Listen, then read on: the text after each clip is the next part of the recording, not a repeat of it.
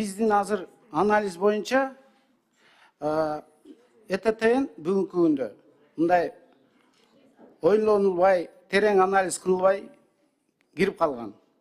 Ошондуктан биз, менин жеке оюмда, ЭТТн жана бюджетообразующий 5 гана вид товаровка калса деп сунушту. Мындай мен өз жеке менин пикирим да бул.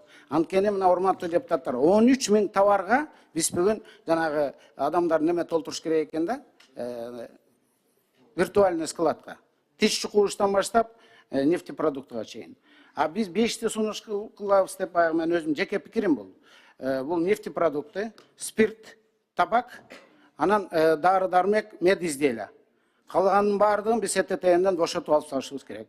Ошондо жанагы средний бизнес менен малый бизнеске бул биздин мамлекет тарабынан, сиздер тарабынан камкордук болот. Биз айтабыз да, малый бизнес, хребет экономики колдойлу. Булар байкуштар кыйналды. Эмне үчүн мындай соода кылган адамдар каяктагы налоговый инспектор өзү түшүнбөгөн нерсени алар кантип түшүнөт деп. Ошондуктан бул идея